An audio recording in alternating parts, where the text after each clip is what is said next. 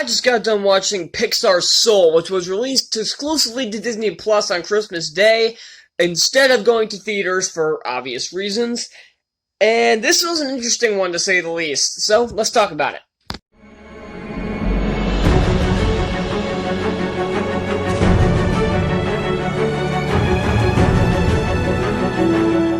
Most of this week, I'm going to have pretty much a review coming every single day.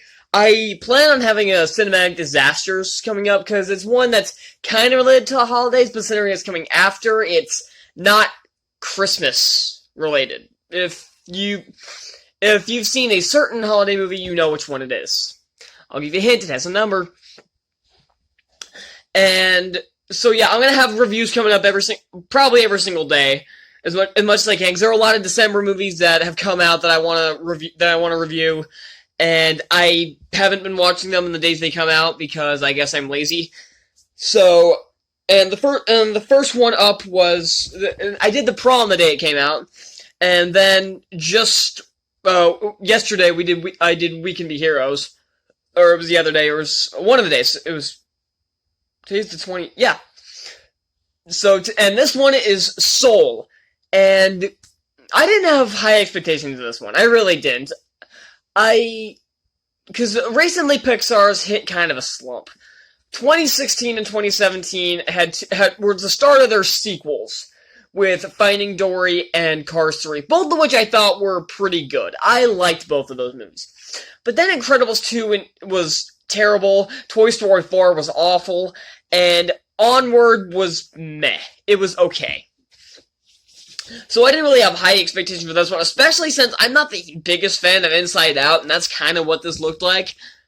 It is not that. It resembles it purely in the design of the souls. They kind of look like the emotions. But this is not Inside Out at all. If you think that it's his soul going around inside him while he's in his body, it's not that at all. So I'm not sure if I'm going to have much to say about this one, so this one's probably going to be a really short review, because, okay, full thoughts, I thought it was okay. This seems to be the biggest consensus I've seen. I know it has like a 97% on Rotten Tomatoes, but it seems like most of the reviews I'm seeing are just saying, it's okay, it's fine, they liked it. Me, I thought it was decent, it was okay. That's the best consensus I can give, it's okay. The acting across the board is very well done. I love all the voice acting in this. Jamie Foxx does very well as Joe. And Tina Fey, I believe it's Tina Fey, plays 22, who is a soul that doesn't want to live on Earth and just wants to go into the great beyond.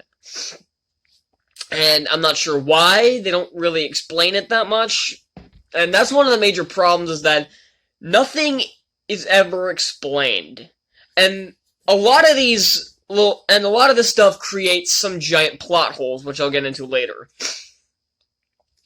This, one thing, it's about musicians, so the music is very well done. I thought the music was well handled. I'm not the biggest fan of jazz music, but I thought they pulled off. Hang on, let me adjust my camera.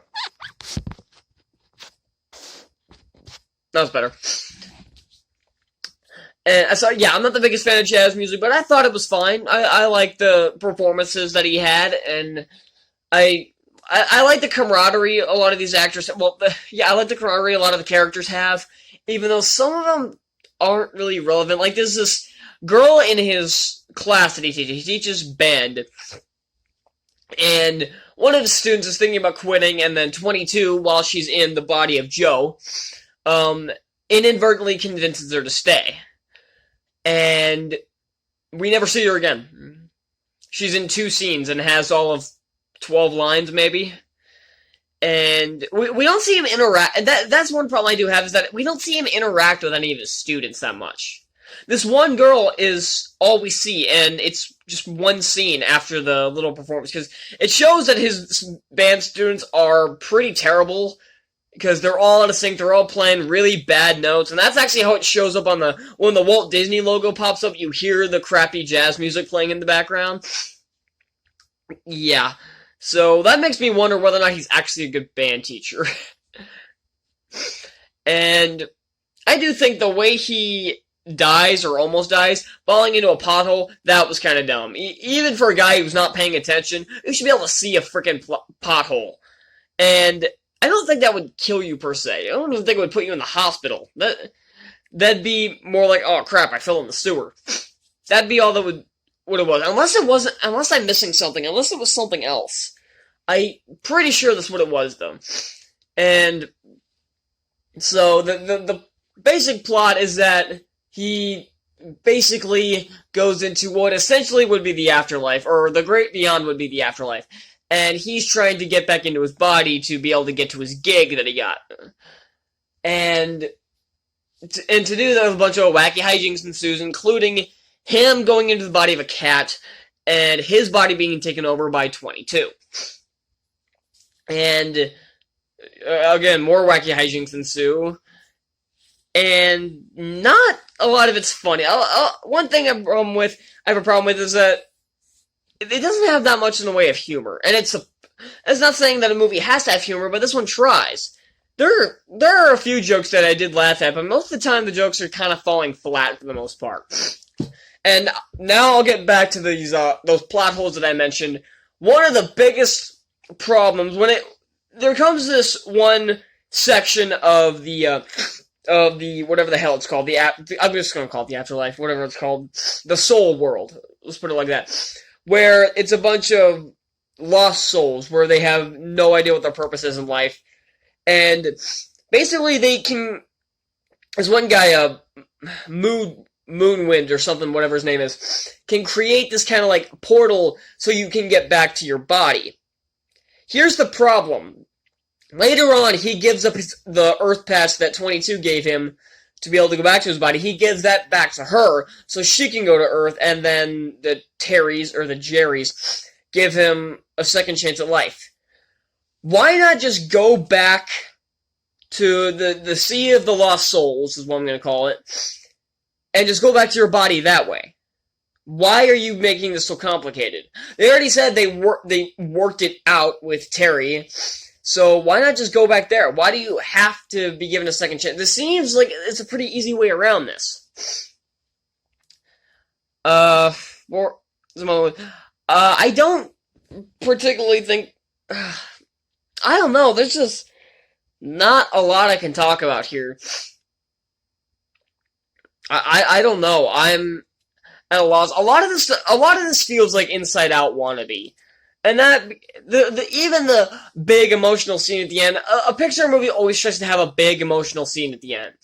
Something like Onward, I thought, did it very well, and Inside Out did it very well. Which, this one seems like it's trying to emulate Inside Out to a certain extent, but it doesn't quite hit the same level. And that seems like this entire movie. It's like it tries to hit the same level as Inside Out, but it doesn't quite get there. And I wasn't the biggest fan of Inside Out. For that movie, the first 30 minutes were awesome, and then the rest of the movie was meh. I thought once they went up to 2, I thought the movie kind of went downhill.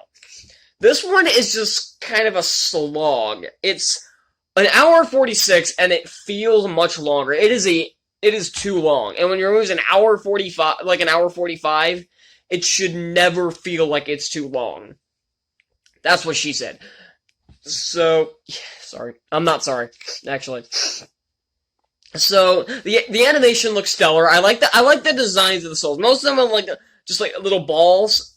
But Joe, he kind of looks like himself. Like, you've seen the trailer, you know what he looks like. And then the Jerrys are just kind of this, like, shadow-ish kind of thing, where they're just like an outline of some kind of creature-ish thing.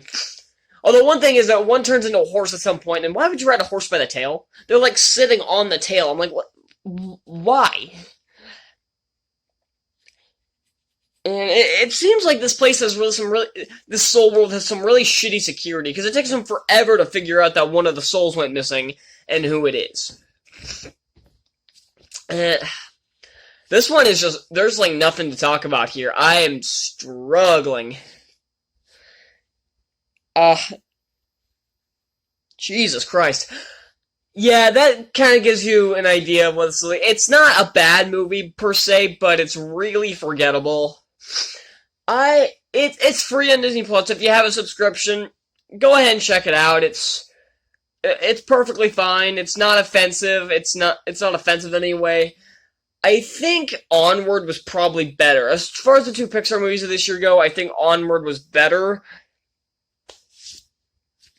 But yeah, again, I thought Onward was kind of meh, but then the last 20 minutes were phenomenal. This one, it doesn't have it doesn't have some really good highs, but it doesn't have insufferable lows either. So, oh, another thing I want to say is that the ambiguity of the ending. And this is something that can be done very well, like something like Inception did it very well. Do we need to know if the top falls over? No, not really.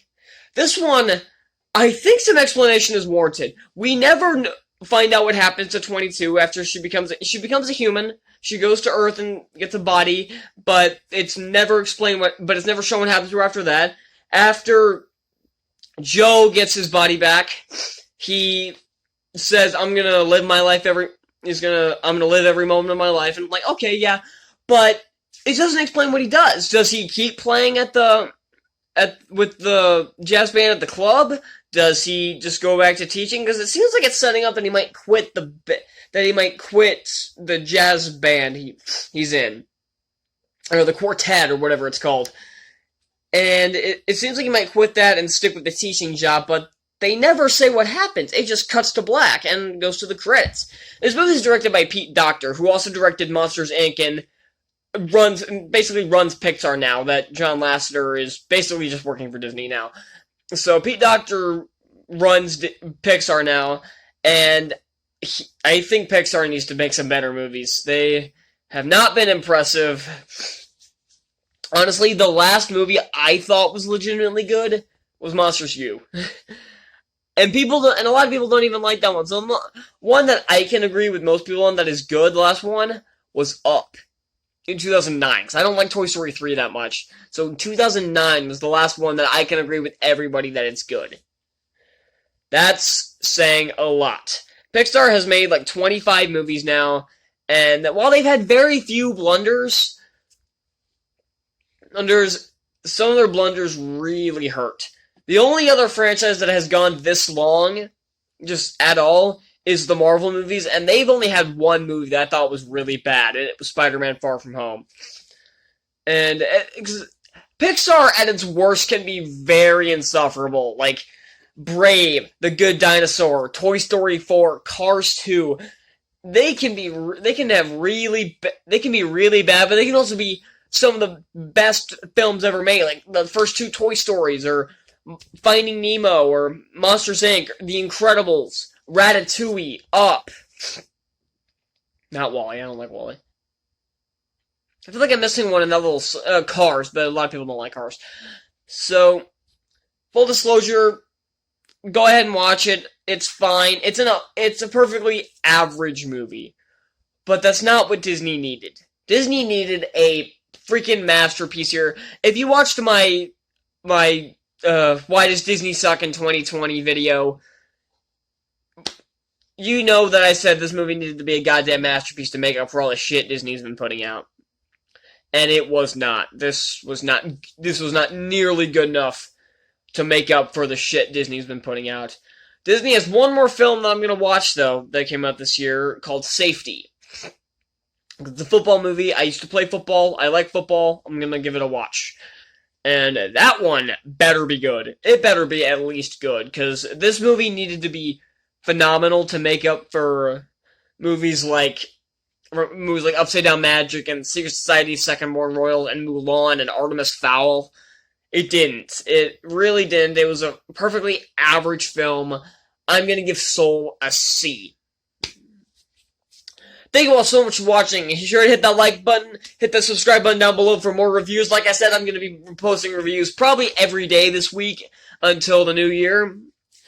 And once movies start going back to theaters, we'll see how frequent I get these out. I'm going to start other segments, and this weekend we'll have a Cinematic Disasters up. And whether or not I'll have a new Diamonds on the Rough up is up for debate. But yeah, I'll see you all next time. Bye.